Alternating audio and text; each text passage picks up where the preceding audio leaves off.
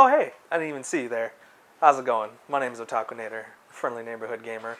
So yeah, I just finished a round of Splatoon. Awesome game. But I'm guessing by the title you're here for that Pokemon themed Splatfest Red versus Blue. Well, don't worry about that. We got you completely covered. Let's get back to that right now.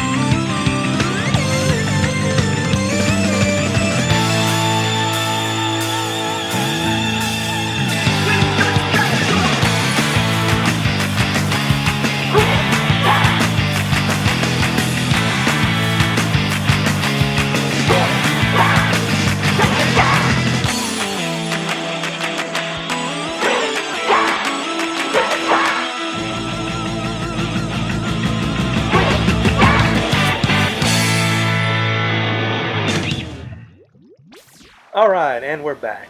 How's it going, everybody? This is Otakunator back at you, and we're going to play a little bit of Splatoon today. So, this is the Splatfest, the Pokemon Red versus Pokemon Blue theme, as most of you guys who play Splatoon already know that.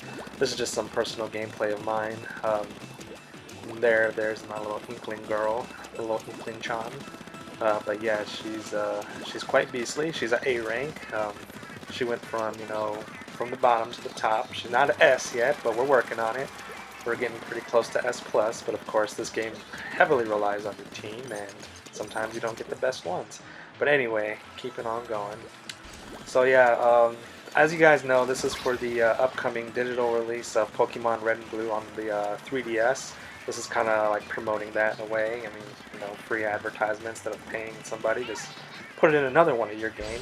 I find it quite ironic because Pokemon Red and Blue were actually, back in 1996 when they released, they were a brand spanking new franchise back in the late 90s, and it actually was pretty successful and really popular and took off. I mean, a lot of people and kids especially loved the game. I mean, this is like a turn-based game that, catching monsters. It got a show, an anime, movies, of course, toys, figures, and more video games.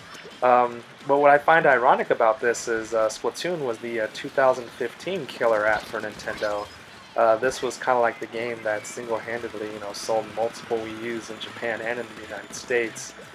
It was a holiday bundle for the United States for Black Friday, and it actually sold really well. Target said that was their best-selling bundle for Black Friday, just because the game is actually very good, very addicting, and surprisingly enough, even though it's multiplayer focused, it actually is unique. I mean, because you have to, it's not kill the most people, it's ink the most territory. And yeah, sure, yeah, you can kill people and they definitely get them out of the way, but you don't really so much as get points as that, more than mostly just bragging rights.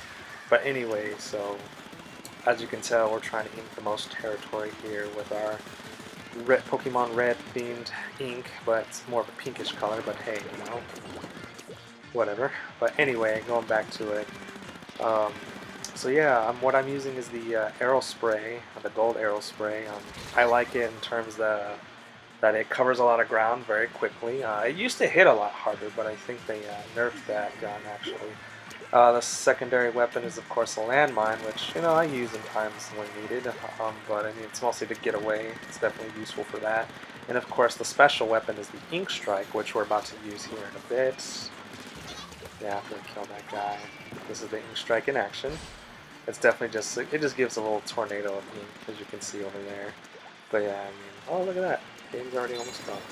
But anyway, so yeah, I do appreciate you sticking around. Let's go to those results for the victory, and then we'll go to the actual Splatfest results as a whole, which most of you kind of already know what happened. But hey, that's neither here nor there. We'll probably do a little bit more of a commentary during the results. Just wanted to give you a little fun facts about Splatoon. Hopefully we'll, oh look at that, I got the top. But yeah, hopefully we'll get more of this franchise in the future. That would definitely be very fantastic for us. So appreciate it, and yeah, let's go to those results. And here we are to the results there. Well, we're definitely excited here. I mean, if you're watching this later in the game, we definitely know who already won. Mostly with Splatoon Splatfest themes. It's usually the team that didn't win the popular vote wins the actual overall Splatfest. At least that's what's happened the last few times. But hey, maybe one day it'll change. But I think from now on, because I was actually part of Team Red, and yeah, I mean, I think we all knew how that went.